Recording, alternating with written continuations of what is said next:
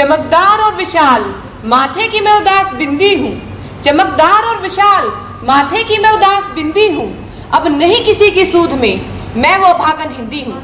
सर्वप्रथम इस सदन की सुधी एवं सभ्य उपस्थित को मेरा प्रणाम। मेरा नाम रिद्धि है, मैं यूनिवर्सिटी कैंपस स्कूल की कक्षा 9वीं की छात्रा हूँ। आज मेरे भाषण का विषय है हिंदी दिवस।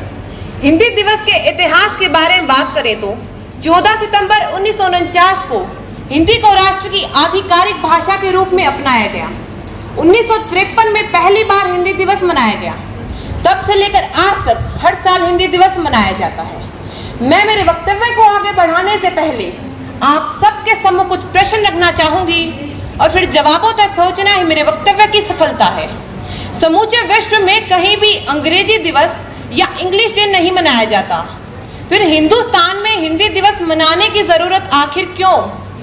ये तथ्य हिंदुस्तान में हिंदी की आन बान शान को दर्शाता है या हिंदी के अस्तित्व पर खतरे को। जब हम विज्ञान पढ़ते हैं तब हमारा लक्ष्य होता है वैज्ञानिक बनने का, डॉक्टर बनने का।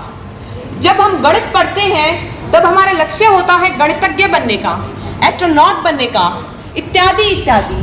पर जब हम हिंदी पढ़ते हैं या पढ़ाते हैं तब हमारे जहन में क्या उद्देश्य होता है?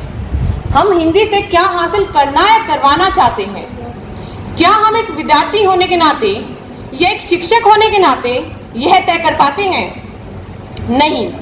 चूंकि हम ये तय नहीं कर पाते तो क्या हमें यह मान लेना चाहिए कि हिंदी महत्वहीन है? बिल्कुल नहीं, बल्कि इसका मतलब यह है कि हिंदी का महत्व इतना छोटा नहीं कि महज उसे किसी करियर में बांध सके। हिंदी का काम तो समाज को खड़ा करना है। जब कोई हिसाब किताब का बहुत बड़ा ज्ञाता बन रहा होता है तब प्रेमचंद उसे सिखाता है नमक के दरोगा वाले इंस्पेक्टर की तरह ईमानदार बनना। इतिहास में जब हम मुगलों और राजपूतों के युद्ध पढ़ रहे होते हैं तब हिंदी का कबीर हमें प्रेम और विवेक सिखाता है। एक सिविल इंजीनियर को सुमित्रा नंदन पंत पढ़कर पेड़ों का महत्व सिखाती है हिंदी। हिंदी और हिंदी का साहित्य एक डॉक्टर, एक वैज्ञानिक, एक राजनेता, एक अध्यापक के जीवन को सार्थकता प्रदान करने के काम करती है। किसी अन्य भाषा से बहुत बड़ा महत्व है हिंदी का। यदि हम हिंदी बोलने, पढ़ने, लिखने में गौरव महसूस करें तो इस दिन को मनाने की सार्थकता पूरी होगी।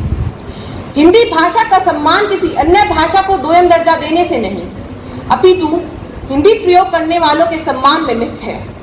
अंत में मैं हिंदी भाषा को ये पंक्तियां समर्पित करती हूँ और अपने वक्तव्य को विराम देती हूँ।